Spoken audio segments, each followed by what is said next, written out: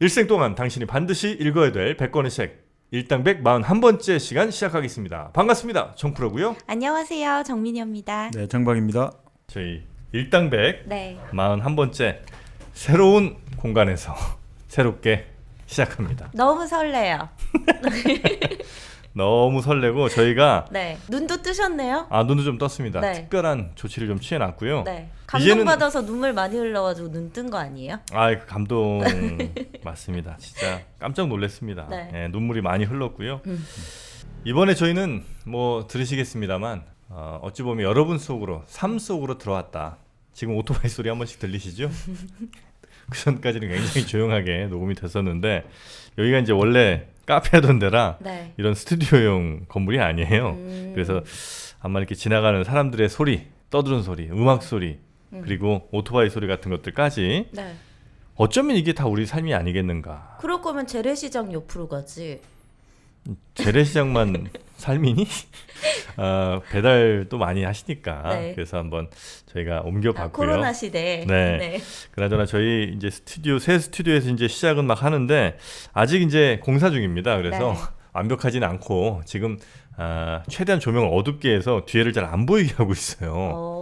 그래서 그러면 이런 게 다 안 보이시는 거예요, 아직? 안 보여. 왜냐면 안 보시는 게 낫겠다. 안 보시는 게 낫죠. 그래서 저희가 하여튼 이번에 펀딩 해주시는 걸로 잘 하여튼 스튜디오를 꾸며갖고 네. 여러분이 이 책을 읽는 컨텐츠와 가장 잘 맞는 스튜디오를 한번 저희가 잘 꾸며보도록 하겠습니다. 다시 한번 깊은 그리고 진지한 감사의 인사 말씀 올리도록 하겠습니다. 진지하지 마. 너무 고맙습니다. 여러분들 진짜 감사하고 사랑합니다. 네. 정말 우리 다 너무 생각보다 여러분들 이 성화가 네. 너무 좋아가지고 깜짝 놀랐잖아요. 깜짝 놀랐어요 진짜. 네. 그래서 하여튼 뭐 많이들 도와주셨고요. 이거는 진짜 저희 스튜디오 만드는 데만 사용할 예정입니다. 정민이 가방 같은 거에 흘러들어가지 어떤 분이 펀딩 새로 하신다 그랬어. 내 가방으로. 가방 펀딩 누가 하자는데 가방 가자. 네, 하여튼 진짜 다시 한번 감사의 말씀 드리겠습니다. 네.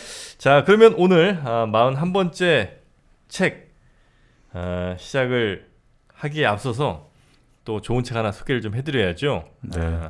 인간의 흑역사라는 인간의 흑역사. 요즘 뭐 흑역사라는 말 참 많이 쓰는데 네. 우리 정민여도 흑역사가 많이 있잖아요. 지금이 제일 흑역사예요.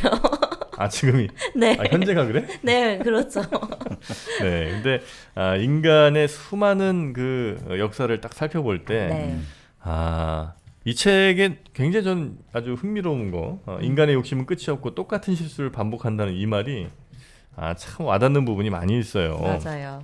왜냐하면 지금까지 인류가 이렇게 발전하고 번영을 해왔는데 어찌 보면 당연하게도 굉장히 그 큰 규모의 스펙타클한 실수들을 많이 하는 거 아니겠습니까? 네. 예, 그리고 어떤 건 뭐 실수가 나오기도 하고 어떤 건 공포스럽기도 한 이대로 갔으면 어떻게 됐을까 네. 공포스럽기도 한 실수들이 참 많은데 그런 흑역사들을 잘 아주 재미있게 정리한 책이 바로 톰 필립스의 인간의 흑역사. 이 홍한결 씨가 아마 번역을 좀 한 것 같습니다. 네, 이 책이 영국 아마존의 베스트셀러라면서요. 그래요? 네. 영국 아마존에서 네. 이게 이제 영국 작가니까 인간의 흑역사.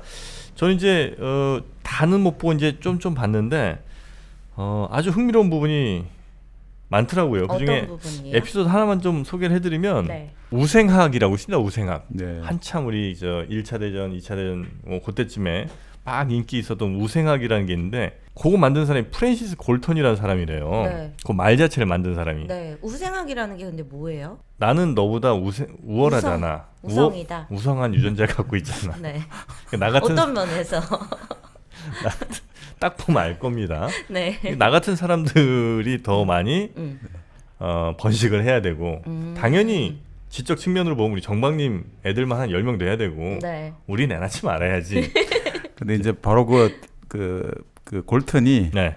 그 사촌이잖아요. 진화론을 주장한. 찰스 다윈. 네, 다윈의 사촌이었는데. 아. 그러니까 그 개념들 있지 않습니까? 보통 우리 육종학이라고 하잖아요. 식물이나 동물의 우수한 종자를 가지고 교배를 시켜가지고 네. 그 개량을 해서 더 좀 인간에게 유익한 종을 만들어내듯이 바로 사람도 그렇게 좀 우수한 인자들끼리 만들어가지고 하자 이런 네. 것들 개념인데 이게 아주 인종주의적인 편견으로 연결돼 가지고 네. 20세기에 결국 뭐 히틀러라든지 제노사이드로 연결된 아주 악용된 측면이 아주 강하죠. 네. 근데 이분이 사실 뭐 아주 저 엉뚱한 짓만 한 건 아니고 네. 뭐 현대 통계학의 기초도 다 껐고 네. 일기도 있잖아요. 우리 일기도 쓰는 거 날씨할 때. 네네네. 날씨도 또 전문이잖아. 기상캐스터 출신이잖아요. 그렇잖아요. 네네. 예, 그래서 이제 그 일기도도 이 사람이 만들었고 오. 지문 감식법 같은 것도 이 사람이 개발했다는 거예요. 네. 그래서 아주 과학적으로도 꽤 괜찮은 업적도 없지 않아 있는데 네. 예를 들면 좀 이상한 짓 했던 게 이제 영국의 미인 지도를 만들었대. 오, 그건 어떻게 만들어요? 손에 이제 고무를 끼고 다니다가 네. 몰래 왜냐면 이제 잘생겼는데 뭐 예쁜데 이렇게 하면 이제 얘도 안 될 거 아니야. 그래서 네. 주머니에 이렇게 골무 같은 걸 끼워놓고 핀 같은 거 하나로 한 번씩 미인들 나타날 때마다 한 번씩 찍는 거지. 네. 그래서 이 동네는 미인이 몇 명이나 있나 아. 이렇게 해갖고 실제로 돌아다니면서 미인 지도를 만들었대요. 네. 그 제일 많은 지역이 어디였대요? 런던. 약간 좀 멍청한 것 같아. 근데 하여튼 그런 좀 엉뚱한 연구도 했었는데 하여튼 결국 이 사람이 했던 가장 큰 실수 중에 하나가 네. 그 우성학이라는 거. 인류 발전을 위해서라는 이제 목적이었겠지만 괜찮은 사람들은 막 돈 주고 결혼을 시켜야 되고 돈 주고라도 결혼시켜야 되고 장애인이라든지 네. 뭐 극빈자 이런 네. 사람들은 아예 그냥 금지를 시켜야 된다 이런 주장을 해갖고 미국의 31개 주에서는 네. 실제로 강제 불임 수술법이 통과가 됐대요. 예를 들면 뭐 좀 그럼 열성인자를 가진 사람들은 그냥 불임인 거예요? 불임으로 해버리는 거예요? 예를 들면 이제 뭐 지적 장애가 좀 있으시다든지 네네. 이런 분들은 이제 강제로 불임을 시킨 거예요. 말도 안 된다. 그게 이제 한 60년대 정도에 아마 폐지가 다 된 걸로 알고 있는데 그때까지 한 미국에서만 6만 명 불임 수술을 받았고 네. 스웨덴은 안 그런 나라 같은데 76년에 이 법이 폐지가 됐대. 오. 하여튼 이 사람의 영향을 받은 거죠, 그것도. 네. 그래서 스웨덴이 키 크고 잘생겼나? 아 그래요? 그건 아니겠지요.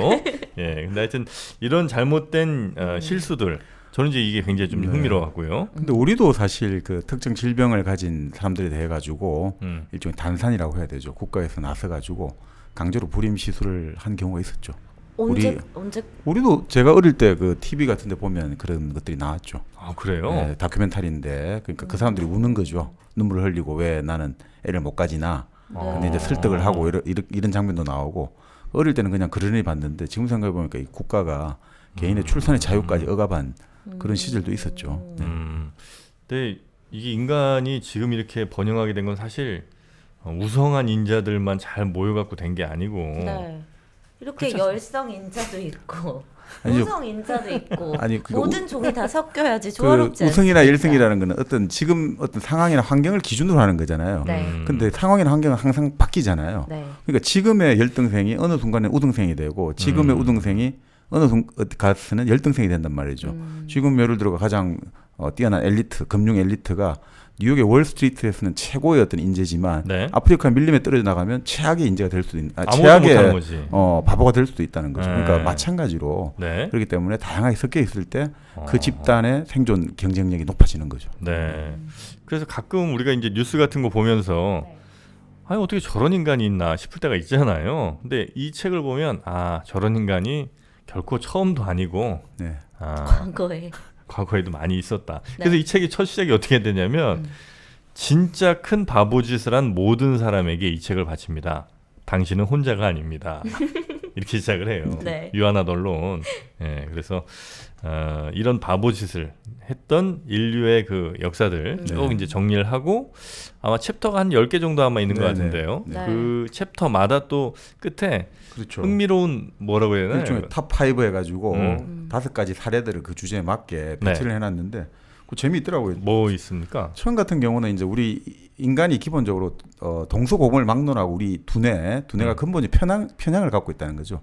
바이어스. 네. 기본적으로 우리가 뭐 대표적으로 기준점 편향이 있고 네. 그리고 가용성 편향 이게 대표적인데 뭐냐면 자 어떤 사진을 갖다 주고 자 이 집이 4억 이상이 될 거 같냐 4억 이하가 될 거 같냐라고 말했을 때 네. 사람들이 그 4억에 딱 먼저 꽂힌다는 거죠. 기준을 잡아버린다는 네. 거죠. 네. 그러니까 그 말 없이 그냥 사진을 보여줄 때 집 사진을 보여주면 뭐 1억이라는 답도 나오고 여러 가지 답이 나오는데 4억에 딱 꽂혀버리면 그 4억을 기준으로만 생각한다는 거죠. 3억 싸게 생각하는 사람도 3억 5천, 그렇죠. 비싸게 생각하는 사람도 한 4억 5천 뭐 이 정도 안에서. 네, 그러니까 딱 그 4억이라는 선에 음. 꽂힌다는 거죠. 근데 사실 우리가 어떤 언론 기사에 첫 댓글이 중요한 이유가 기준이 돼버리거든요. 자, 그럼 이 뉴스를 생각의 읽었을 때 범위가 되게 좁아질 것 그렇죠. 같아요. 네. 그러니까 딱 그거 생각의 가동력을 제한시켜버리는 효과가 있는 거죠. 그러니까 댓글 무대로 운영하고 왜 댓글 뭐 이렇게 뭐 좌표를 찍는다 이런 이야기 나오는 게 사람들이 그 뉴스를 읽고 자 내가 이렇게 생각하는데 뭔가 기준이 없잖아요. 이 뉴스를 읽고 무슨 생각이 있을까? 그럴 때 댓글을 보면 이 생각이 맞겠지라고 기준을 잡아버리는 거죠. 혹은 그 생각이 틀리겠지 하지만 그렇죠. 그 기준 안에서 노는 거죠. 그렇습니다. 그치. 네. 그러니까 그 프레임 레이코프가 네네. 말한 바로 코끼리란 프레임에 걸려든다는 거죠. 네. 네. 그게 어찌 보면 또 앵커 효과 뭐 이렇게 이제 우리가 볼 수도 있는데 여기가 이제 홍대 쪽인데 네. 오토바이가 참 빨리 많군요. 우리도 뭐 시켜. 오토바이가 이렇게 많을 줄은 몰랐습니다. 네. 네. 계약 잘못한 거 아니야 나? 이거 다 물르자 걔야. 어떻게 이거 인형 계약 같은데. 건물주에게 들어 누워요. 이렇게 인간은 실수를 한다고요. 정영진 씨 매번 이사를 다니고 맞습니다. 집에 가서 물이 새고 그 난리가 나도 어떻게 또 이렇게 뭔가 부동산을 고르는 능력이 이렇게 꽝입니까? 제가 이제 한 결혼한 지 7년 됐는데 네, 이사 엄청 많이 갔잖아요. 이번 주 수요일에 한 번 더 합니다. 여러분. 아 정말요? 저기 이사를 간 역사로 따지면 네. 그 독립운동가 안중근 그 동생분하고 그 맞먹을 것 같습니다. 지금 8번째입니다. 8번째. 오, 근데도 어떻게 이렇게 고를 때마다 집을 실패하는지.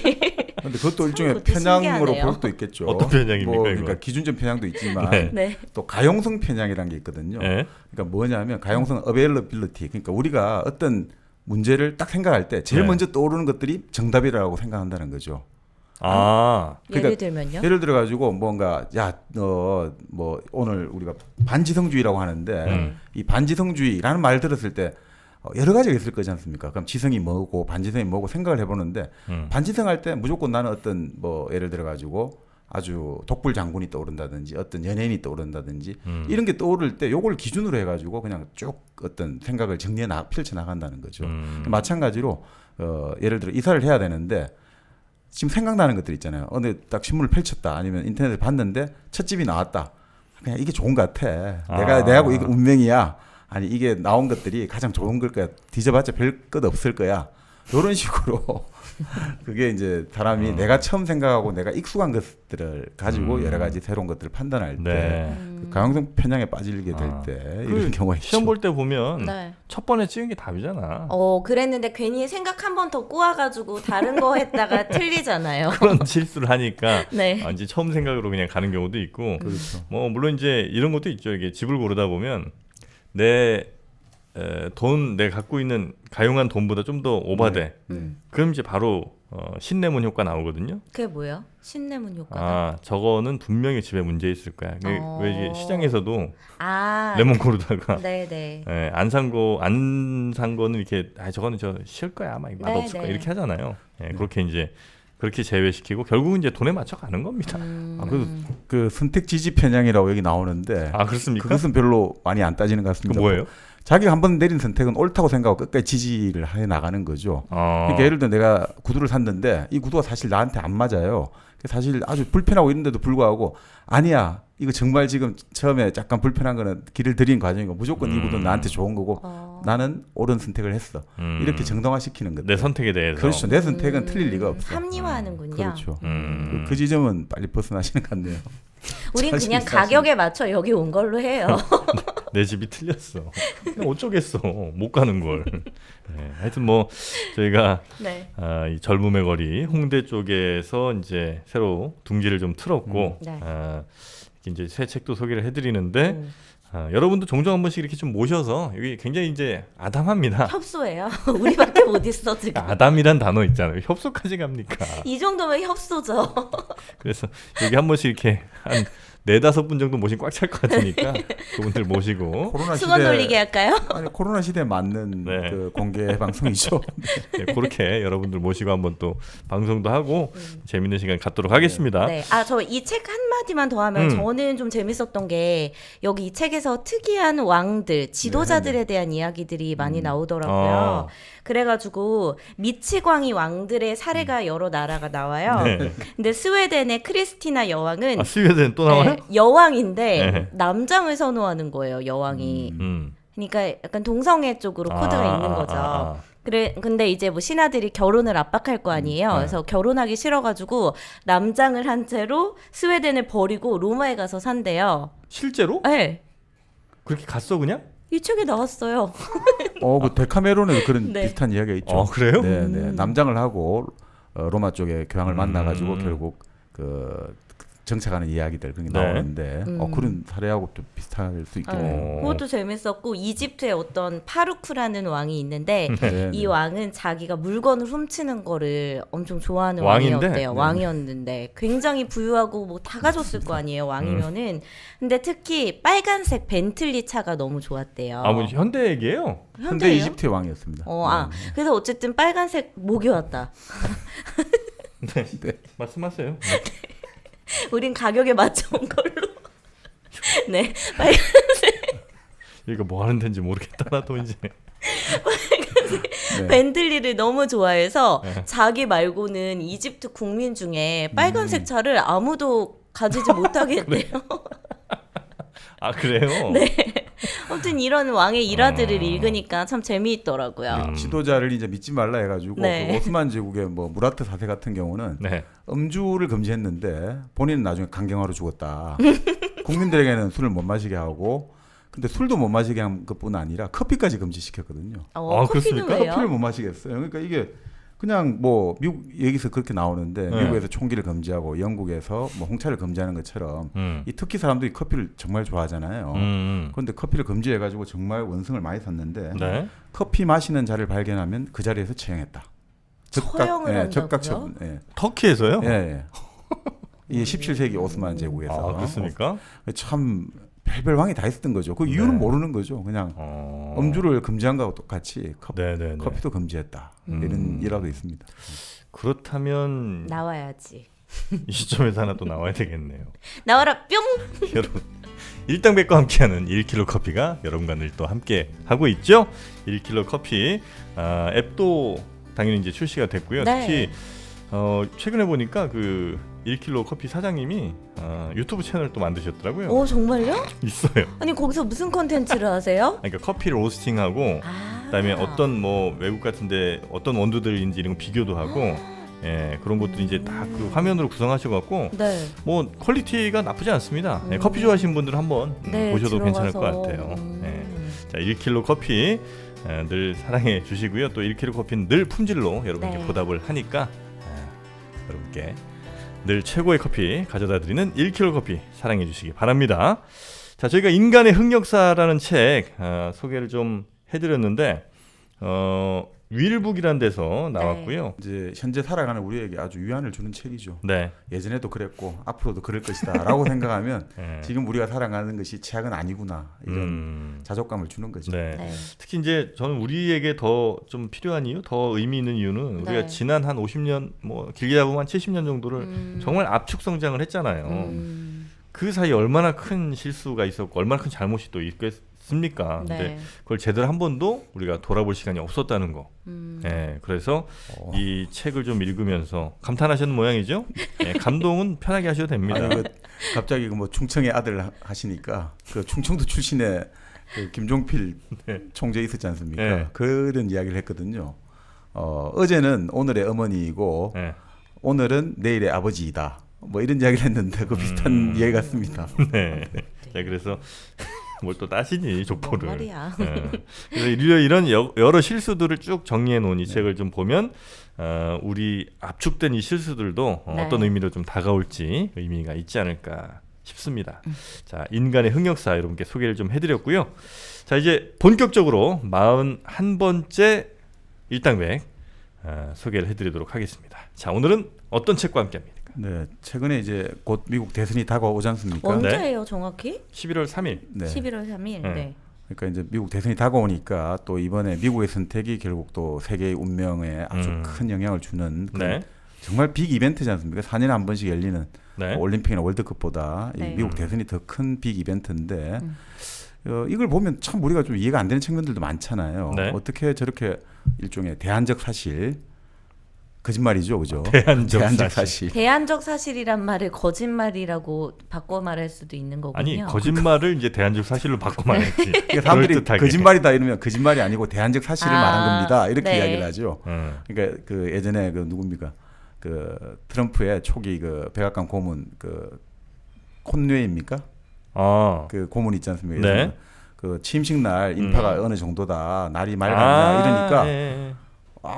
날이 맑았고 인파가 네. 어마어마하게 많았다. 사진 보여주면서 이게 아니지 않느냐니까 나는 대안적 사실을 말하고 있습니다라고 이야기를 했잖아요. 그때부터 이야기가 된 건데 네.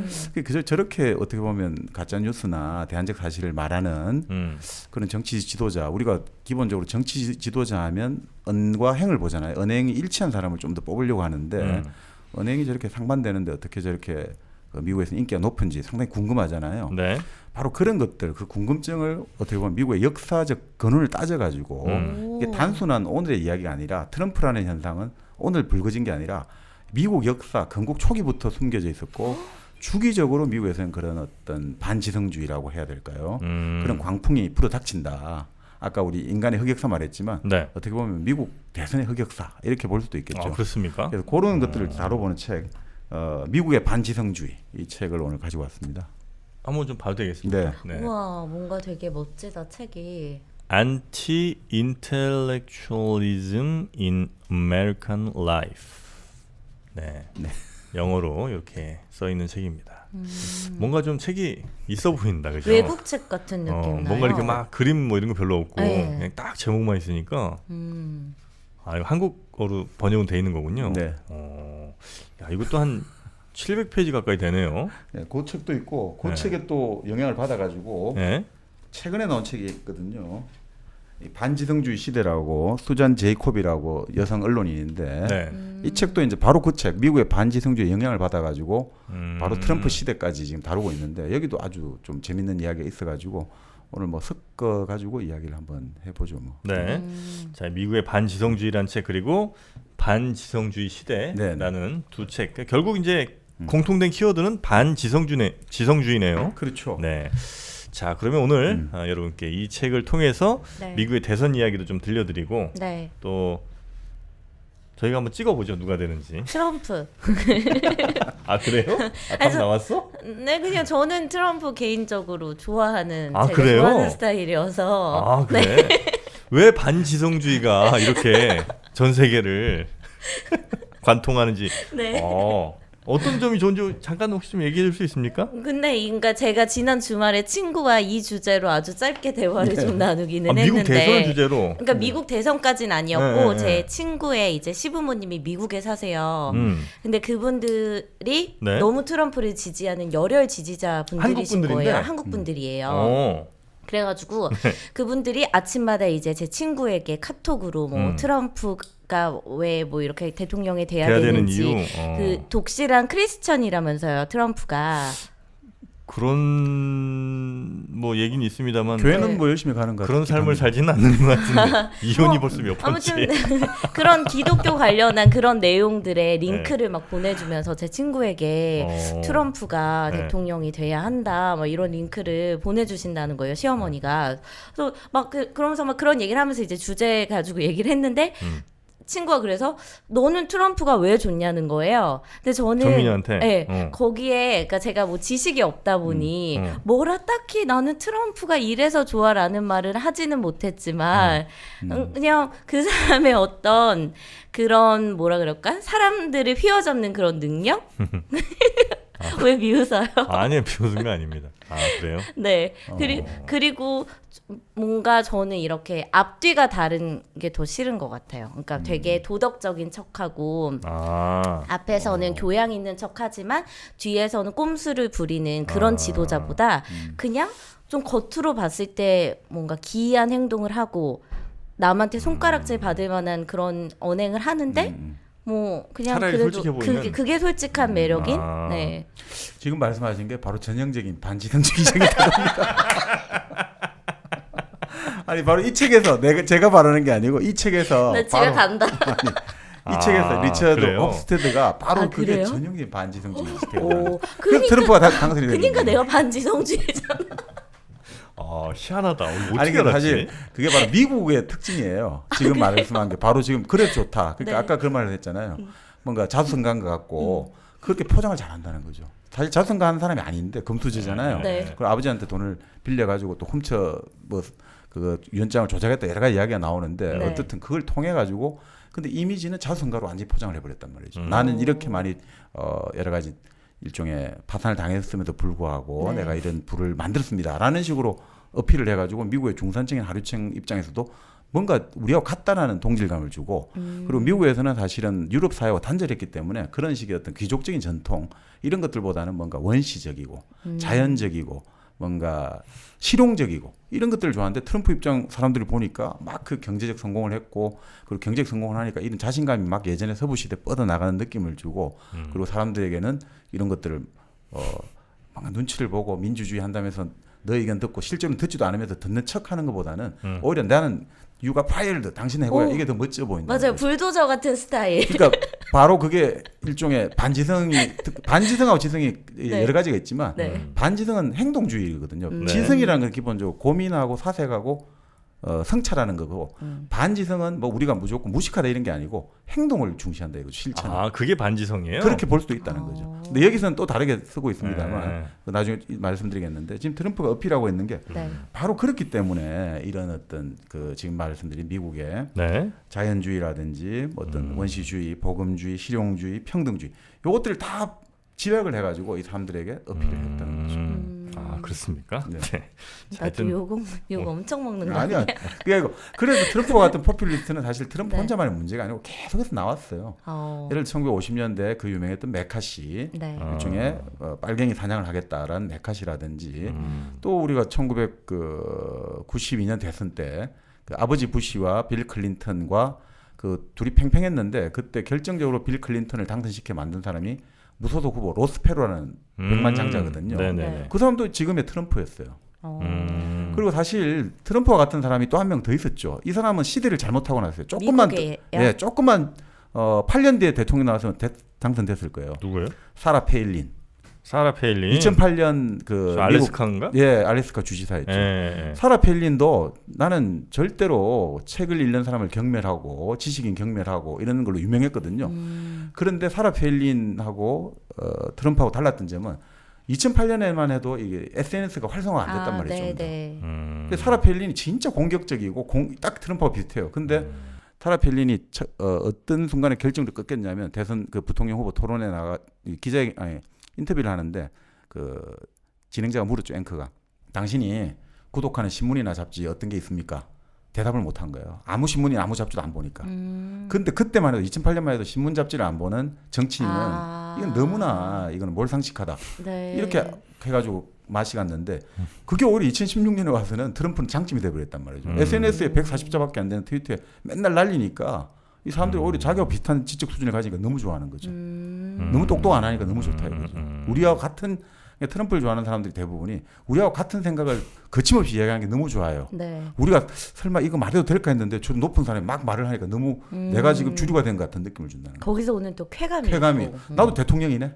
대통령이 나하고 같은 말 하니까 나도 대통령과 같은 사고방식을 가지고 있으니까 내가 지금 주류가 된 것 같은 느낌을 준다는 거죠. 그러니까 그런 것들로 인해 가지고 사실 페일린은 비운의 후보다. 네. 책에서는 그렇게 말하고 있습니다. 근데 그게 가치판에 들어갑니까? 아니면 뭐가 좋고 나쁜 건 아닌데 뭐 그냥 중립적으로 얘기를 합니까? 그 반지성주의라는 거에 대해서. 여기서는 이제 그렇게 볼 수 있을 것 같습니다. 그러니까 반지성은 뭐냐? 네. 이 책에서는 사실 그거를 우리가 뭐 이야기하자면 끝이 없고요. 지성이 뭐냐, 반지성 뭐냐 하는데 이 논의를 끌고 가기 위해서 이 책의 제자 홉스테드 같은 경우는 정신적인 삶과 정신적 삶을 대변하는 어떤 전문가, 지식인들 있지 않습니까? 그런 사람들에 대한 분노와 의심이라는 거죠. 반지성주의는. 그리고 그런 삶의 가치를 아주 경멸하려는 경향. 이게 반지성인 거죠. 나 반지성주의 맞는 것 같다. 아니 저는 뭐 우리 정민여랑은 좀 다른 네. 차원이긴 하지만 네. 일단 정민여랑은 선을 긋습니다 이렇게. 성 긋는다 진짜. 그렇지만 들어와. 그런 건 있어요. 예를 들면 네. 오바마니 뭐 힐러리니 네. 이런 사람들 보면 뭐 강연 한번 하고 뭐 10억씩 받아. 그래놓고 맨날 뭐 서민의 뭐 이런 얘기를 한단 그러니까 말이에요. 난 그런 게 너무 싫어. 네네네. 그거는 난 차라리 난 좀 별로 나 좋게는 안 보거든요. 그럼 여기 들어왔네. 아니야. 근데 반지성주의로 색이 들어와. 좀 달라. 당신이랑 그런 것도 좀 마음에 안 들고 실제로 뭐 나중에 그러니까 저는 이제 우리나라에 이익이 되는 게 누군가 뭐 이런 게 이제 더 중요한데 네. 과연 오바마 혹은 뭐 클린턴이 우리에게 더 이득이 됐나? 뭐 그렇진 또 않은 것 같기도 하고. 그렇죠. 그러니까 이게 뭐 좀 이따가 또 저자 서문 관련해 가지고 네네. 지성이 뭔가 반지성이 뭔가. 네. 그러니까 지금 우리가 이야기하는 것은 이 책의 저자 네. 호프스테드 교수가 이야기하는 네네. 이 책의 흐름에서 이제 자극 가슬이죠. 나는 반지성을 일단 이렇게 정의하고 시작을 하겠다라고 네. 하는 거죠. 근데 어떻든 정신적 삶과 그것을 대표하는 사람들 지식인이죠. 우리가 생각하는 지식인. 그러니 여기도 지식인은 전문가로서의 지식인이 있고 네. 법률가, 의사, 교수 뭐 그런 네. 지식인이 있고 또 이데올로그로서의 지식인. 우리 사회 전체의 어떤 도덕성이라든지 방향 이런 네. 것들 진로와 관련해서 어떻게 가야 되는지 요거를 따지는 이제 지식인들. 그 지식인들에 대해서 어떤 사람 대중들이 갖고 있는 분노 의심이란 거죠. 네. 지금 말씀대로 저것들은 맨날 말로는 뺀질한 이야기하면서 또 뒤로는 이상한 행동을 해. 그 저것들이 지금 말로는 저렇게 하면서 권력을 자기들이 다 잡고 우리를 개돼지 취급하는 거 아니야? 저것들이 혹시 이 체제를 다 뒤집어 엎어가지고 어디 다른 나라 갖다 바치는 거 아니냐? 이런 분노와 의심이 항상 깔려 있다는 거죠. 그리고 그런 것들 때문에 그 사람들이 대변하고 있는 지금 오바마 좋은 이야기 하는데 그 사람들이 대변하는 뭔가 여러 가지 우리 같이 정말 같이 함께 살아갑시다. 이런 삶의 가치, 정신적 가치, 우리 서로 배려하는 공동체의 삶을 삽시다. 이런 것 자체도 저거 좀 무시하고 싶고 경멸하고 싶고 네. 이런 것들을 이제 반지성이라고 부르겠다라고 네. 하는 거죠. 알겠습니다. 하여튼 뭐 이제 이 반지성주의라는 그 키워드 저 하나하나 좀 들어가 보죠 그러면. 네. 자 오늘 40번째 책 일당백 40번째 책은 반지성주의 예, 그리고 반지성주의의 시대 네. 네, 이런 책을 한번 여러분께 소개를 해드리도록 하겠습니다. Anti-Intellectualism in American Life. 미국의 반지성주의라는 책을 쓴 호프스테드. 스테드, 네. 홉스테드. 네. 네. 미국 역사학자 겸 일종의 공공 지식인이라고 하는데요. 공공 지식이냐? 그러니까 어떤 우리가 자기 지식인? 분야의 어떤 그 좁은 테두리를 벗어나 가지고 전체 방향, 전체 사회의 어떤 가치라든지 역사라든지 이런 것들을 좀 논의하는 말 그대로 지식인의 본래적 의미에 충실한 사람이었다. 이렇게 뭐 보는 예를 거죠. 들면 우리나라 최재천 교수 뭐 이런 같은 분들이 이제 뭐 여러 분야 얘기를 막 하는데 그런 느낌인가요? 뭐 최준 교수님보다는 삐. 정박님 같은 아니, 분이겠구나. 거의 전 분야를 아우르는. 아니 뭐 예전에 이제 뭐 네. 우리 한한상 이어령? 뭐 한한상 교수라든지 한한상 교수. 뭐 이어령 선생님도 되겠네요. 같이 네. 이제 전체적인 문화도 이야기하고 그러니까 전체적인 방향을 한번 논의해 어느 보는. 딱 전문 분야 하나만 이야기하는 것이 아니라. 네. 그렇게 보시면 될 것 같습니다. 네. 근데 사실 이분이 1910년에 태어나서 1970년에 타계를 했는데 왜 이 책을 쓰게 됐냐면 결국 그 1950년대 미국의 메카시즘 때문에 이 책을 썼다고 해도 과언이 아닙니다. 그러니까 우리가 메카시즘 한 번씩 이야기했지 않습니까? 네. 뭐였죠? 이거 그거잖아요. 네. 그거 빨갱이 아닌데 너 빨갱이잖아 이러면서 다 잡아들인 거잖아요. 그렇죠. 마녀 사냥 그렇죠 일종의. 나 지성주의로 어떻게 넘어갈 수 단호하십니다. 있습니까? 네. 네, 빨갱이 사냥. 그러니까 그 50년대 그 메카시즘 횡행할 때 네. 사실 그 미국 지식인들이 오히려 그게 좀 저항을 못하고 오히려 이 나라를 사랑하는 것 애국심을 받아들이자 이런 식으로 부안해동하게 됐다고 해야 될까. 네.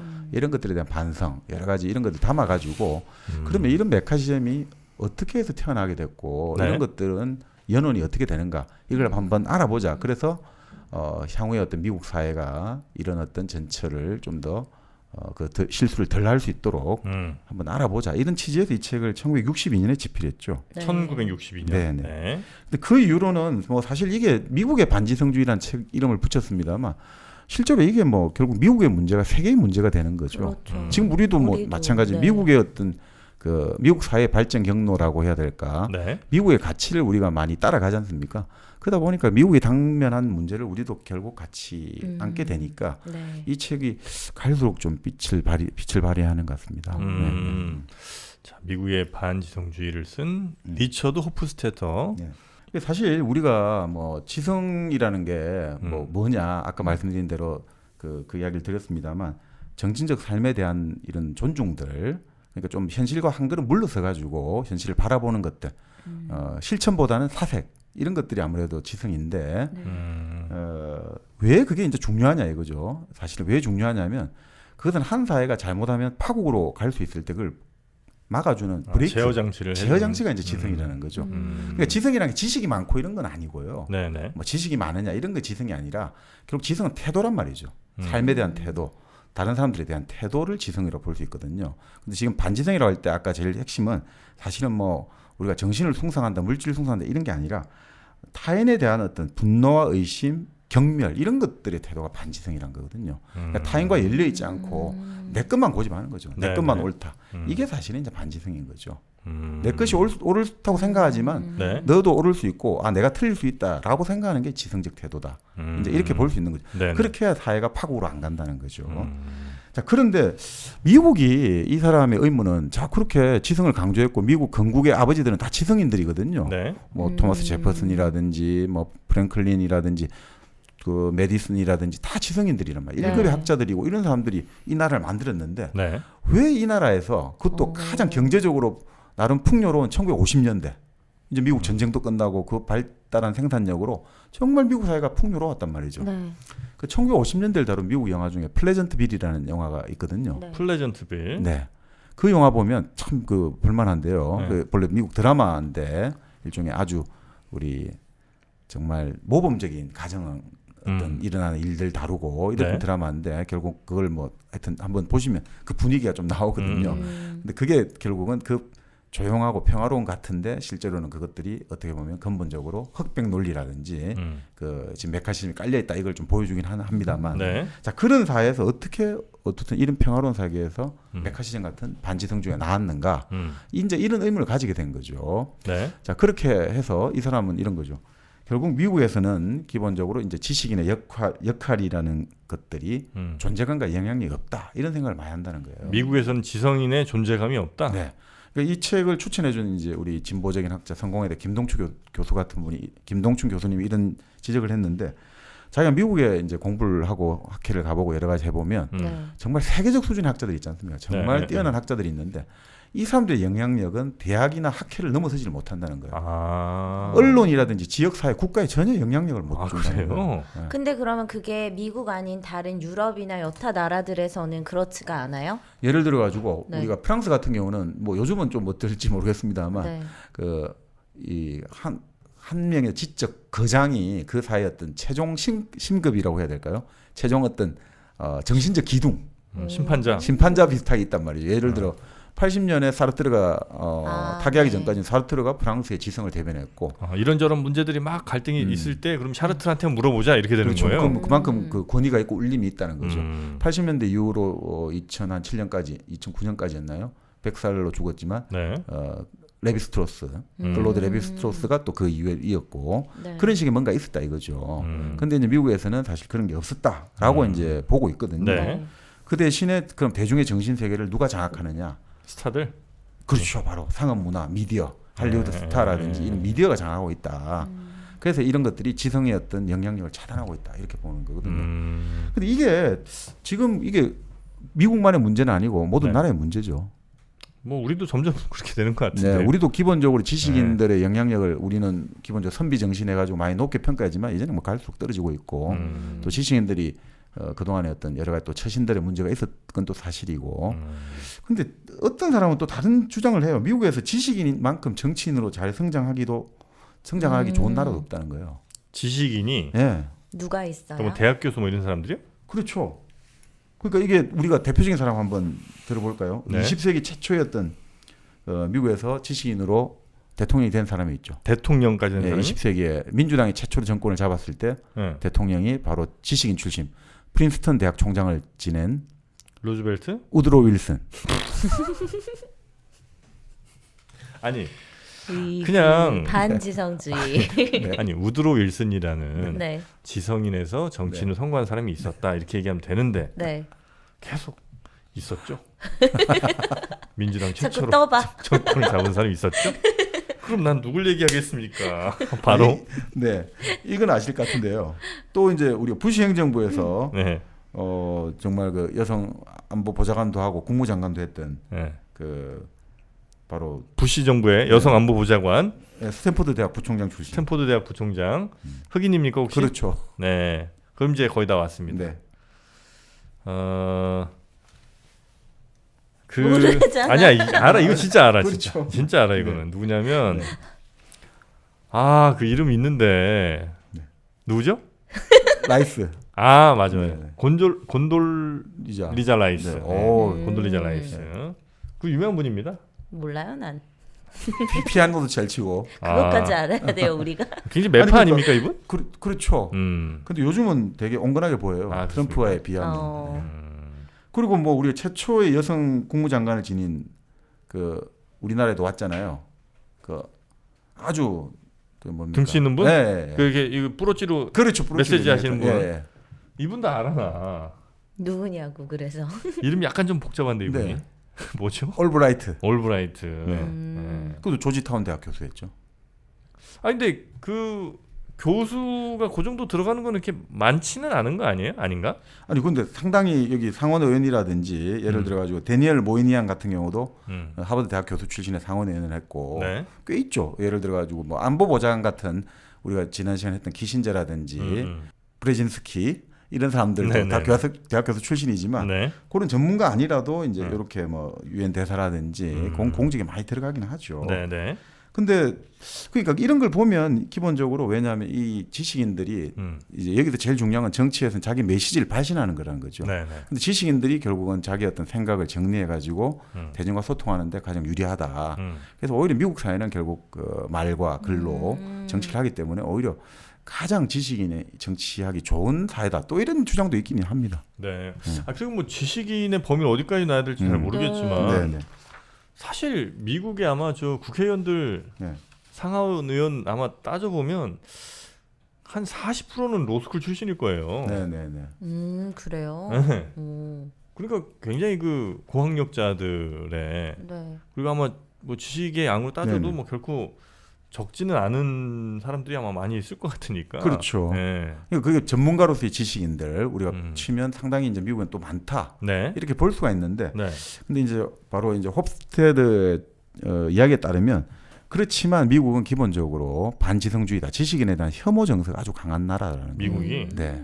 근데 그것들은 미국의 이제 건국 초기부터 거슬러 올라갈 수 있다 이거죠. 왜요? 자, 여기서 이렇게 나오는 거죠. 아까 말씀드렸습니다만 네. 그럼 미국이라는 게 유럽하고 단절하면서 시작된 거잖아요. 네. 그러다 보니까 과거를 경멸한단 말이죠. 과거를 경멸하니까 예를 들어 전통이라든지 조상 이런 과거라는 게 유럽. 그렇죠. 유럽과의 탯줄을 끊어야 되니까. 그리고 유럽이라는 데가 귀족주의잖아요, 결국. 네네. 그러니까 위계가 있는 거잖아요. 사회의 어떤 위계 질서가. 그런 것들에 대항해 가지고 우리는 평등한 걸 좋아한다 이거죠. 네. 그다음에 그쪽은 귀족주의 문화의 특징이 형식주의고 의례주의잖아요. 거기 대항해 가지고 실용적인 것을 찾는다는 거죠.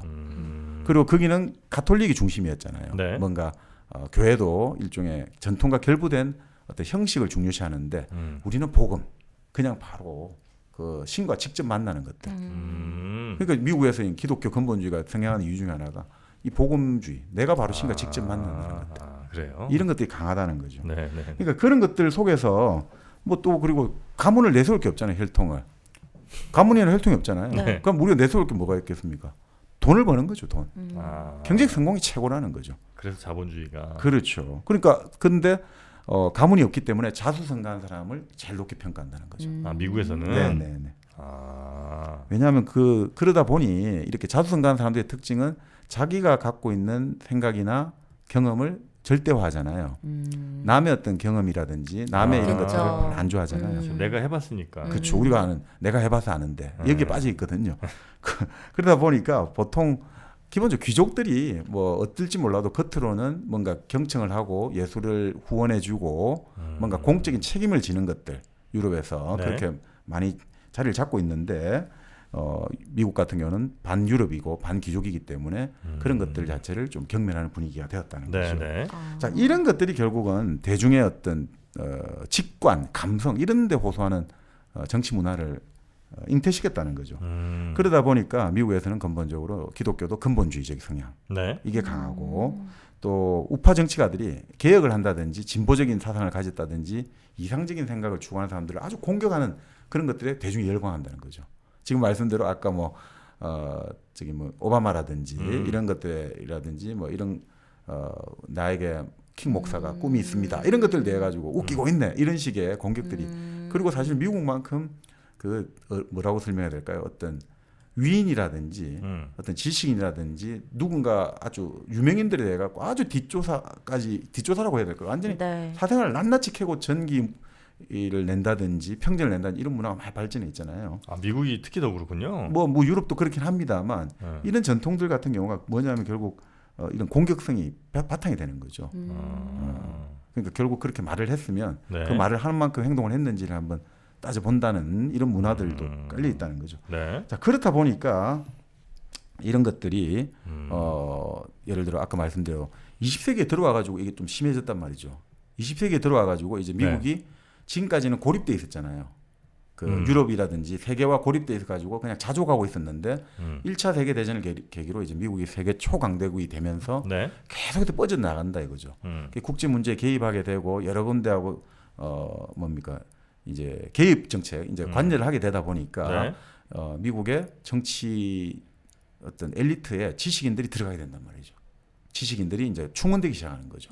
그리고 예전에는 뭐 소기업이라든지 그 소기업가든지 작은 중소기업이라든지 뭐 그냥 간단하게 충분히 할 수 있는 것들 일들이 이제는 복잡해졌고 그러니까 지식인들이 필요하다. 학자가 필요하고 법률가가 필요하고 이런 사람들이 힘을 가지게 되고 네. 각 분야에 아주 많이 들어가게 되고 또 이데올로그로서 이제 미국이 모든 분야에 여러 가지 이민 세계 문제에 개입하게 되니까 미국에 나아갈 방향이라든지 이런 네. 것들을 생각하는 좀 이데올로그로서의 지식인들, 이론가로서의 지식인들이 정제되다 보니까 이 미국 그 대중들 입장에서는 불안감을 가지게 되는 거죠. 불안감? 네, 쟤들이 우리를 농락하고 있는 거 아닌가? 쟤들이 우리를 바보라고 위에서 쫙 권력에 탁 틀어지고 네.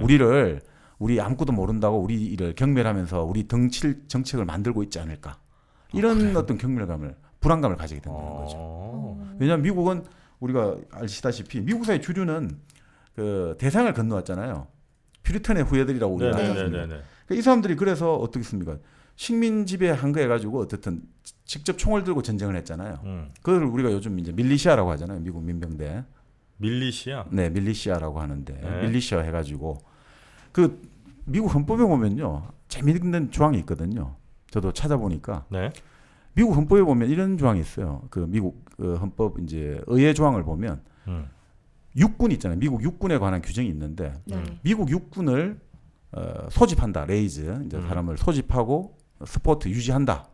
그런데 2개 연도 이상을 넘어가면 안 된다는 거죠. 해계를 2개 연도 이상 넘어가면 안 되는 걸로 딱 돼 있어요. 지금도 법으로는. 그건 무슨 의미예요? 상비군을 두면 안 된다는 거죠. 2년 이상은 못 둔다는 거예요. 육군을 계속해서 새로 뽑아야 된다는 거죠.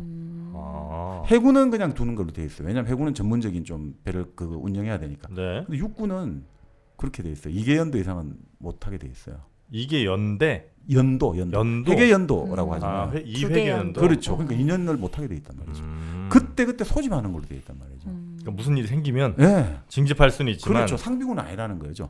물론 뭐 지금은 다 상비군이 됐지만. 네네. 근데 왜 이런 전통이 이런 게 헌법에 남아 있냐면 이렇다는 거죠. 이건 뭐 제가 다른 책에서 읽은 이야기입니다만, 자 지금까지 미국에서 이제 독립 전쟁이 벌어질 거 아닙니까? 이제 네. 독립을 하게 됐다. 그러니까 네. 같은 동포잖아요. 영국군이라는 사람들도 같은 다 동포인데 영국군이 본국의 명령을 받아서 하루아침에 총부리를 동포에 돌린단 말이죠. 네.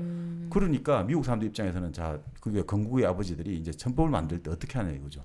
지극 군인들에게 나는 절대로 어떤 명령이 내려와도 나의 총을 나의 시민들에게 쏘지 않겠다라고 맹세하는 것보다는 네. 아예 헌법에 규정을 해놓는 게 낫다 이거죠. 상비군이 아니라 그때마다 이제 소집을 해가지고 이런 어떤 무장 시민 네. 무장 시민이 나라를 지키게 하는 게 더 효과적이다라고 이 나라의 안정과 그 독립 전쟁에서 동포들에게 총뿌리를 받은 경험이 없게 만들려면 그게 더 효율적이다. 그래서 그 민병대 경험이 엄청 세다는 거죠. 그래서 이게 쉽게 없어지지 못한다는 거죠. 미국인에게 총을 빼앗기 힘든 이유가 이런 근본적으로 총을 한번 우리가 같은 동포에게 우리는 그 총을 맞아봤다는 경험이 있기 때문에 이걸 그럼 어떻게 해결해야 되느냐 이런 문제가 깔려 있다는 거죠. 아 그렇습니까? 네. 그러니까 이런 경험들이 있기 때문에 이 사람들은 뭡니까 독립적인 거. 우리는 중앙의 어떤 딱 정부가 뭘 하고 이런 것보다는 우리 딱 그 뭐라고 하죠 고독한 늑대라고 해야 되나? 네. 그 클린트 이스트우드 이미지 있지 않습니까? 네. 딱 뭐 혼자 저 멀리 외딴 데 살면서 아우 남이 나한테 간섭하는 것도 싫고 나도 개입도 안 하고 그냥 난 내 세계 내 혼자 살래. 내가 나를 안 괴롭히면 나도 너희들 안 괴롭혀. 이런 문화가 강하다는 거죠. 그러니까 이런 전통 속에서 그 사람들이 어떤 정서가 형성되는데 네. 문제가 이제 지식인들이 들어가게 되고 중앙 정부의 힘이 강해진단 말이죠. 그러니까 이런 것들이 저는 전문가 지식인들이 우리를 등치지 않을까. 이런 정서가 있기 때문에 이런 것들이 20세기에 들어와 가지고 결국은 1930년대 뉴딜로 되면서 이제 중앙 정부 힘이 엄청 커졌잖아요. 네. 이게 그때는 넘어갔지만 또 전쟁이 왔으니까 2차 세계 대전을 하니까 또 중앙 정부 힘이 커지죠. 그런데 그렇게 한 20, 30년 오다 보니까 50년대는 안 되겠다. 이 지식인들을 뒤엎어 버리자. 그래서 메카시즘이 사실은 불이 붙었다는 거죠. 이게 사람들이 진실이다 아니다가 아니라 이 지식인 놈들은 이참에 한번 확 한번 물갈이를 해야 된다. 그게 나쁘든 좋든 그 바로 그런 식의 주기적으로 한 번씩 이게 불이 붙는다는 거죠. 그러니까 메카시라는 사람이 아무리 이런 명단 들고 난리를 쳤어도 사람들이 전혀 반응하지 않으면 그냥 대충 넘어갈 수도 있는 건데 사람들이 아주 뜨겁게 또 반응을 해줬군요 거기에. 그렇죠. 그러니까 바로 그런 그 트럼프가 우리가 지금 대통령 이야기를 하니까 이 트럼프라는 게 결국은 그 미국의 건국때 결국은 연방파와 공화파의 뿌리 깊은 갈등 거기서 다 연유되거든요. 지금 말씀드린 연방파와 공화파의 뿌리 깊은 갈등 빨리 얘기해봐요. 우리 예전에 한번 이야기를 연방파는 뭐고 공화파는 뭐지? 공화파가 트럼프가 있는. 지금 이제 공화당이랑 달라요. 공화파는. 이게 참 그러니까 이게 미국의 용어가 바뀌거든요. 본래 지금 세계에서 가장 오래된 정당이 어딜 것 같습니까? 세계에서 가장 오래된 정당 맞추겠습니다. 네. 자, 민주당. 아니지. 맞습니다. 들어와 반지성주의로. 맞습니다. 오늘 방송 못하겠다 진짜. 왜 그냥 모기한테나 뜯길래요? 왜 다 너가 맞니? 그 미국 민주당이 네. 그 19세기 그 초반쯤 봐야죠. 1828년인가 그 앤드류 잭슨 나올 때 그때쯤 만들어진 정당이죠. 그러니까 세계에서 가장 오래된 정당이고. 아니 영국에 뭐 무슨 뭐야 그 없어요? 그 토리당, 휘거당들이 변했고 하지만 이제 지금 그 이름이 유지되는. 당명이 다 변했구나. 민주당은 지금 당명은 계속 그거 하고 있죠. 그다음에 공화당은 이제 링컨을 처음 대통령 배출한 신생 정당이 공화당이었죠. 그렇습니까? 그러니까 그 당시 19세기 중엽이죠. 네. 그러니까 링컨이랑 트럼프랑 같은 당이에요. 그렇죠. 그런데 이제 거기도 또 달라지는 게 본래 링컨은 북부의 상공업자들의 정당이었잖아요. 그런데 그게 그리고 그때 보호무역을 지지했거든요. 그런데 어떻게 됐냐면 20세기 넘어와가지고 공화당이 이제 완전히 어떻게 보면 그 당시 자기들이 반대했던 노선을 같이 가는 거죠. 탈바꿈을 한 거죠. 네, 그 당시 북부를 그거 했는데 지금은 남부가 공화당을 완전 지지하게 되는 거죠. 그거 희한하더라고요. 그러니까 옛날에는 미국 지금 이제 뿌리 깊은 공화당 지지라고 알고 있는 루이지네나 아니면 하여튼 있잖아요. 남부의 텍사스 뭐 이런데 그런 데가 다 민주당 지지였대.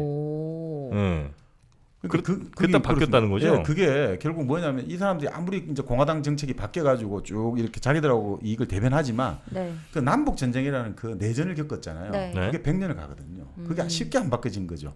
그래서 자기들은 민주당이 우리하고 정책이 안 맞지만 찍어주는 거예요, 계속. 노선이 좀 다른 것 같아도. 어디가? 남부에서. 그렇게 찍어주다가 어떻게 됐냐면 1960년대 케네디를 뒤를 이었던 케네디 유고 상황의 대통령을 받았던 텍사스 출신의 존슨. 그 존슨이 대통령을 할 때 존슨은 아주 보수적인 사람인데 이 존슨 때 가장 진보적인 정책이 만들어졌거든요. 위대한 사회를 만들자고 했어요. 그레이트 소사이어티 해가지고 그때 우리가 흔히 말하는 어퍼머티브 액션 그 반차벌법 이걸 다 그때 만든 거예요. 그러니까 존슨이 그 법을 만들고 서명을 하면서 이런 말을 했어요. 이걸로 이제 미국 남부는 완전히 우리 손을 떠나버렸다. 그게 이제 미국 남부는 지지를 안 하지만 우리 민주당으로서는 이거 노선을 끌고 나가는데 이때부터는 이제 완전히 공화당으로 다 넘어갈 거다. 실제로 그렇게 됐고요. 네, 그렇게 됐죠. 그럼 60년대, 70년대 정도 이후부터 60년대 말부터는 그때부터 이제 민주공화가 완전히 바뀌게 된 거군요. 지역 기반이 이게 좀 묘하게 바뀌는데 어쨌든 이게 좀 미국이 그래 헷갈리는데 네. 우리가 이렇게 전 보시면 지금 됩니다. 못 따라가고 있어요. 그래서 자, 그래서 원래 잘 봐봐요. 지금 네. 보통 좀 깔끔하게 정리 좀 자, 해주실래요? 공화당 지지가 어디입니까 주로? 공화당? 네. 주로 이제 몰라. 미국 뭐 이렇게 자신 있게 얘기해. 미국 남부, 네. 그다음에 뭐 중부라든지 네. 미국 중부 이런 데가 대체로 좀 공화당 지지세가 높고. 남부랑 중부가요. 네, 네. 그다음에 이제 뭐 미국 서부 같은 데는 민주당 지지가 아주 세잖아요. 좀 네, 진보적이고. 그렇죠. 캘리포니아. 그렇죠, 네. 그렇죠. 예. 네. 그리고 뭐 동부 뉴욕 이런 데도 그쵸, 이제 그쵸, 대체로 그쵸. 민주당이고. 네. 그런데 한 100년 전만 하더라도 완전 반대였다는 거예요. 오. 그러니까 지금은 미국 캘리포니아 가서 공화당이 주지사가 될 거라는 건 생각하기 어렵잖아요. 네. 근데 한 50년 전만 아니 70년 전만 하더라도 뭐 레이건 다 캘리포니아 지지사를 했죠. 공화당의 레이건이 계속해서. 네. 그러니까 그게 왜 그랬던 거죠? 그러니까 원래는 네. 공화당의 정책이 네. 조금 더 진보적이 여기가 보수죠. 아닌데? 공화당이. 이거 헷갈리잖아. 나도 좀 다시 들어야 되겠 19세기에 네. 공화당 같은 경우는 아까 말씀드린 대로 19세기의 공화당은 네.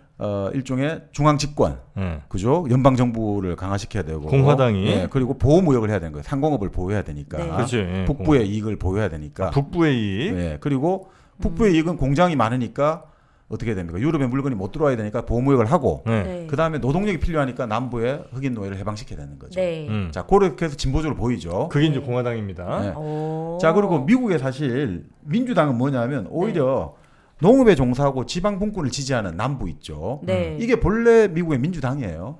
본래.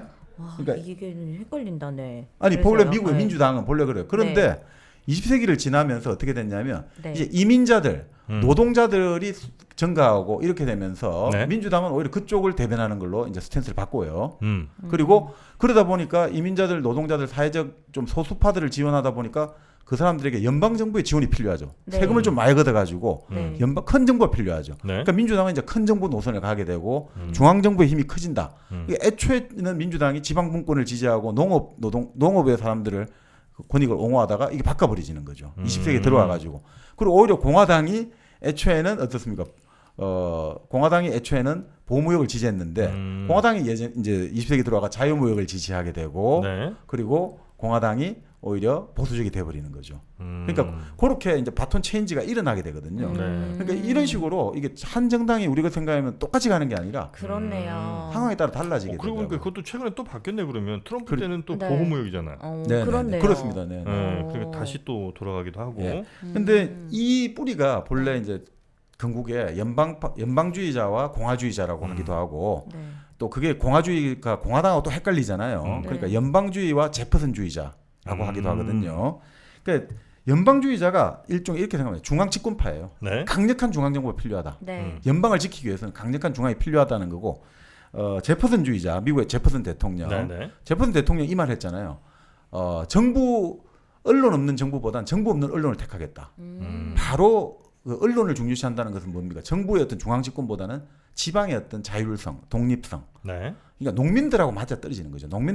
미국의 농민들은 큰 농장, 농원에 멀찌감치 한 명씩 한 가구씩 떨어져 있잖아요. 네, 네. 우리처럼 팍팍팍 모여 있는 게 아니고, 그러니까 좀 고립주의적이고 지방 분권을 지지하는 세력들이 바로 제퍼슨주의자. 네. 이 사람들을 공화파라 불러요. 리퍼블리칸이라고 불러요. 그러니까 이게 공화파 리퍼블리칸 부르니까 이거 공화당하고 막 헷갈리니까 좀 헷갈리는데 제퍼슨주의자와 연방파가 계속해서 대립을 합니다.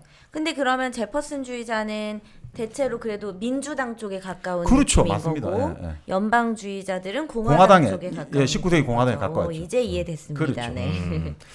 자 이해는 됐죠, 정민영. 네. 네. 근데 이런 얘기들 우리가 왜 미국 정치까지 알고 있어야 되나 이런 생각하시는 네. 분들도 있을 수 아, 있는. 이게 바로 연결됩니다. 네. 네, 이게 다 또 연결이 되는 거죠. 네, 네, 네. 그러니까 또 여러분 미국의 친척들 다 있으시잖아요. 네. 네, 그러니까 미국 사람들도 이거 모르는 분들이 아마 저는 80% 이상 된다고 봅니다. 네, 네. 네, 그걸 그렇죠. 우리는 이제 알고 있는 겁니다. 네, 미국에 저 지구 평평주의자 많은 거 알죠? 그게 뭐예요? 지구는 평평하다고? 지구가 구 형태가 아니고 평평하다 믿는 사람들이 꽤 많아요. 아 그래요? 네. 그렇죠. 창조론도 과학이라고 과학의 한 이론으로 생각하는 사람들이 꽤 많고요. 그리고 저 세계 지도에서 네. 중국 못 찍는 나라가 못 찍는 사람들도 많아요. 중국이 나. 어디 있는지를 몰라. 왜? 중국은 알 거 아니야. 잘 몰라요 정확하게. 야, 놀랍습니다. 어떻게 그럴 수가 있는지. 저 혹시 그러면 경북 영주는 어디 있는지 알아요? 사과에 있는데. 아니 영주에서 사과는 나지만 사과 있는 데가 영주는 아니지. 사과 이퀄 영주. 영주에 네. 은하수 사과는 알고 있죠? 너무 맛있잖아요. 전 세계가 지금 새로 출시되는 네. 애플 어. 그리고 갤럭시의 싸움입니다. 네. 그 싸움을 합친 게 바로 갤럭시 애플 은하수 사과입니다. 예. 전 세계 스마트폰의 양대 산맥 네. 이꼬르 우리 영주 은하수 사과라는 거예요. 예. 지금은 영주 은하수 사과에서 네. 양광 사과 그리고 시나노 사과를 지금 이제 보내드리고 있거든요. 생물로. 이거는 어떤 사과예요? 양광 사과. 양광은 네. 약간 그 점점점 박힌 빨간 사과 그거고 아. 시나노는 먹으면 막 니나노 소리가 저절로 나오는 단 사과 있어요. 그러니까 사과도 진짜 종류가 많더라고요. 많죠. 네. 우리 뭐 알아봐야 뭐 부사, 뭐 아오리 뭐 이런 거 정도. 국광, 홍옥, 능금. 아 국광 오랜만이다. 뭐야 국광? 국광. 아 네. 국광 유명해. 홍옥, 능금. 홍옥. 그래요. 옛날 추억의 이름들이. 네. 하여튼 뭐 그런 여러 사과들 네. 중에 지금 이제 나오는 거는 양광이랑 시나노니까 여러분 한번 드셔보시고요. 네. 그리고 여기 또 사과즙과 배즙 있지 않습니까? 예. 배즙 너무 좋아요. 환절기 목 안 좋으신 분들한테 최고죠. 네. 자 영주 은하수 사과 yjapple.com 여기 네. 들어가시거나 아니면 저희 링크 타고 들어가시면 되겠습니다. 자 그러면 네. 그 바로 그렇게 네. 연방파하고 그 제퍼슨주의자들이 대립을 하고 있었는데 네. 그러니까 사람들이 결국 그때 미국에서 이 트럼프 현상의 제일 첫 번째가 그 앤드루 잭슨이라는 사람이 있어요. 미국의 앤드루 잭슨. 7대 대통령인데 이 사람이 사실은 진짜 통나무 집에서 자라가지고 변호사도 되고 이 대통령이 된 사람이거든요. 네. 네. 근데 이 사람이 연방파를 엄청나게 경멸했거든요. 연방파를요. 네, 연방파가 네. 아무래도 동부지방 중심이고 네. 일종의 나름 부유층 가문들이다 이거죠. 음. 그러다 보니까 이 사람들의 귀족적 분위기, 유럽이 흉내를 낸다 이거죠. 네네네. 그래서 경멸했다 이거죠. 네. 자, 그러니까 이때 이 앤드류 잭슨 같은 경우도 이 사람이 최초로 엽관제를 도입했어요. 그건 뭐예요? 그러니까 내가 대통령이 되면 자리 확 다 바꿔버리는 거 있죠. 오. 그 엽관제라고 하죠. 그러니까 관직을 수렵, 사냥하듯이 네. 네. 나를 다른 사람한테 한 잔씩 나눠주는 거죠. 음. 근데 명분이 있어야 되니까 이렇게 말한 거죠. 자리에 오래 있으면 부정부패한다. 네. 그러니까 한 번씩 윤번제로 바꿔야 된다. 그러니까 사람들이 또 열광하는 거죠. 야, 엘리트만이 관직을 차지할 줄 알았더니 아무나 이제 막 할 수 있다. 그래서 그래서 이때부터 사실은 이 뭐라고 해요? 트럼프 현상의 시조가 여기서부터 나온 거죠. 네. 엘리트에 대한 반감들. 앤드류 잭슨이 그걸 아주 잘 활용했다. 이게 몇 년도라고 하셨죠? 이게 1828년인가 7대 대통령 선거인데 잠깐 네. 연도는 좀 정확할 것 같습니다. 앤드류 잭슨이요. 네. 앤드류 잭슨이 1767년 3월에 태어나서 네. 1845년에 죽었으니까 네. 아마 7대 대통령 네. 뭐 그 정도쯤 되는 것 같습니다. 그러니까 그렇게 바로 앤드류 잭슨부터 시작해가지고 이제 네. 미국의 대중들이 주기적으로 그렇게 엘리트층, 특히 동부의 엘리트층에 대한 반감이 형성될 때 그거를 잘 포착한 사람들에게 집단적인 열광을 보내주는 거죠. 그러면 이 주기가 보통 한 몇 년 정도라고 볼 수 있어요? 20세기에 평균적으로? 들어와가지고는 네. 아까 말씀드린 대로 30년대 뉴딜을 했지 않습니까? 네. 그래서 민주당이 한 20년 정권을 가졌거든요. 그 반감이 50년대에 들어와가지고 메카시즘으로 터졌다가 근데 메카시즘이 사실 메카시즘 자체는 한 4년밖에 못 갔는데 그 왜냐하면 1957년에 그 소련의 스푸트니크 인공위성이 발사됐잖아요. 네. 그러다 보니까 미국에서 우리가 너무 지식인들을 막 몰아대다 보니까 우리가 뒤처지면 안 뒤처지겠다. 된다. 그래서 좀 꺾인 측면도 있고. 네. 근데 그렇게 가다가 50년대, 60년대 또 이제 과학자들 우대를 해줬죠. 69년 결국 이제 달 아폴로가 달에 갔지 않습니까? 네. 근데 그러고 나니까 또 30년 뒤에 네. 그 80년대, 90년대 이제 또 과학이라든지 이런 것들에 대해서 엄청난 반감이 생기는 거예요. 전문가 그래요. 지식인에 대한. 그래서 그때부터 흔히 말하는 우리가 여기서는 다른 책에서 정크 과학 이런 이야기 하는데 정크 사이비 과학. 과학들인 거죠. 네. 이런 것들이 막 그 지금 지구 온난화 가짜다. 네네. 뭐 그런 것들이 있지 않습니까? 뭐 이런 것들이 막 그러니까 한 20-30년 단위로 그러네 2020년이니까. 예, 그렇게. 그러니까 트럼프 같은 경우도 2016년이었지 않습니까? 네. 92년에 로스페로가 무소속 돌풍은 일으켰지만 실패는 했는데 그때로 치면 한 20-30년마다 30년마다 한 번씩은 꼭 이 돌풍이 일어납니다. 근데 그럼 이걸 잘 캐치하는 약간 눈치 빠른 요런 그런 사람들 같은 그렇죠. 경우에는 이걸 잘 이용하겠네요. 그렇죠, 그렇죠. 바로 그러니까 트럼프가 그런 것들 아주 잘 캐치를 했다는 거죠. 네. 네네. 그러니까 이런 반 엘리트 정서를 자극한다는 거죠. 그래서 오히려 트럼프는 더 쌍스러운 이야기를 막 말을 내뱉고 일부러 하는 거구나. 그럴 수도 있다는 그 거죠. 연원을 앤드류 잭슨 대통령으로 본다는 거죠. 그렇죠. 1828년에 7대 대통령이 당선이 됐습니다. 네. 기존의 정치 세력들 이런 사람들과 굉장히 충돌도 좀 많았고 네. 아주 흑수저 출신으로 그렇죠. 성공한 입지전적인 인물로. 그러니까 뭐 트럼프가 나오기 전에 그 사실은 티파티 운동이라는 것들 네. 그런 것도 바로 결국은 그런 대중의 반 엘리트 운동의 일환으로 볼 수 있는 거죠. 티파티 어떻게 할까요? 넘어가요, 말아요? 티파티? 그건 마시는 진짜 티 얘기하는 거 아니에요?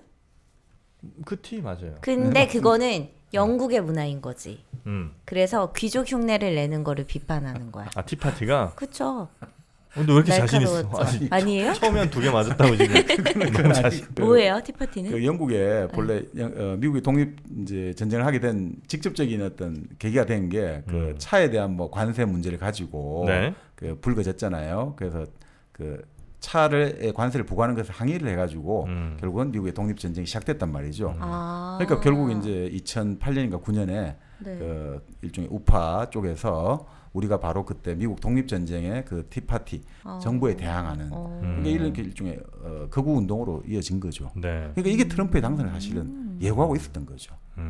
2008년 12년에는 불붙지 못했지만 결국 2016년에 이제 이것들이 불붙게 된 거죠. 네. 그러니까 이런 그러니까 딱 수법들이 정부를 특권층으로 규정하는 거예요. 네. 그래가지고 대중들의 불만을 딱 조직화해 낸다 이거죠. 네. 그러니까 트럼프가 대표적으로 정부를 이너 스테이트, 딥 스테이트라고 하잖아요. 그러니까 정부 조직 내에 자기들끼리 모여가지고 모든 의사결정을 다 하는 음모 집단들이 있다. 네. 실질적인 그렇죠. 힘을 그렇죠. 휘두르는 데가 있고 그냥 겉으로 보여지는 애들은 그냥 선거에서 당선되고 이런 애들이고 진짜는 안에서 이렇게 뭔가 한다. 프리메이슨 이런 것처럼. 맞습니다. 그러니까 바로 그런 것들. 그게 결국은 미국의 반지성주의 전통에서 나온다는 거죠. 네. 네.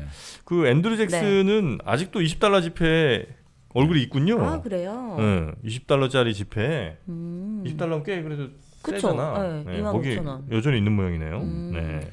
그러니까 이런 트럼프 같은 인물은 그래서 여전히 그러니까 바로 앤드류 잭슨부터 시작한 여러 가지 전통들 속에서 계속 튀어나올 것이고 네네. 대중의 어떤 그런 불만들, 엘리트에 대한 불만들이 정대될수록 그런 사람들이 성공할 확률이 높아질 것이고 이것이 일본의 예를 들어 오사카 유신의 하시모토 도루라든지 네. 여러 나라에서 지금 포퓰리스트들이 득세하는 배경이 되고 있는 거죠. 야 도널드 트럼프 대통령이 네. 실제로 그 앤드류 잭슨을 굉장히 존경을 아 정말요? 하나 봐요. 롤 모델로 삼았구나. 네, 그래서 네. 자신의 집무실에 그 앤드류 잭슨의 초상화를 걸어놨대. 그만큼 나는 앤드류 잭슨과 이렇게 약간 괴가 같다 뭐 이렇게 아마 주장을 하는 모양이네, 그죠? 근데 앤드류 잭슨은 호르몬이 출신의 통나무 집자라고 정말 힘들게 사는 사람인데 본인은 가장 부자 아버지를 만나가지고 뭐 군대도 뺐잖아. 그러니까 참. 정박님 트럼프 싫어하시네. 아니 그게 아니고 그 트럼프가 웃긴다 이거죠. 뭐 보고 있으면. 네. 자기 유용한 거 혹은 유리한 것만 이렇게 빼먹는 거겠죠. 그렇죠. 네. 그러니까 트럼프는 내가 믿기 싫은 모든 뉴스는 다 가짜 뉴스가 되는 거고 또 트럼프를 좋아하는 사람도 그냥 믿기 싫은 뉴스는 다 가짜 뉴스인 거예요. 모든 사람들이 그런 방식으로 이제 가는 거죠. 네. 자 일단 저희가 오늘 일당백 41번째 시간으로 미국의 반지성주의라는 책을 여러분께 소개를 좀 해드리고 있고요.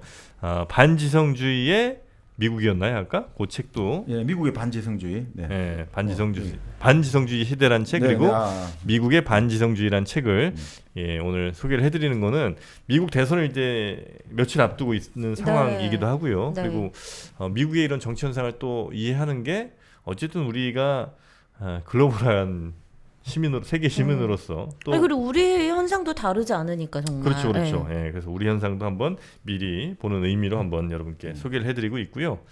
그러면 본격적인 내용들 네. 저희가 2부로 이어져서 네. 좀 말씀을 드려도 되겠죠? 네, 네. 그러면 저희는 이어지는 2부에서 미국의 반지성주의 그리고 반지성주의의 세계적 흐름 이런 것들도 한번 살펴보도록 하고 끝에는 이번 대선의 향방을 한번 짚어보도록 하겠습니다. 저희는 2부로 돌아옵니다.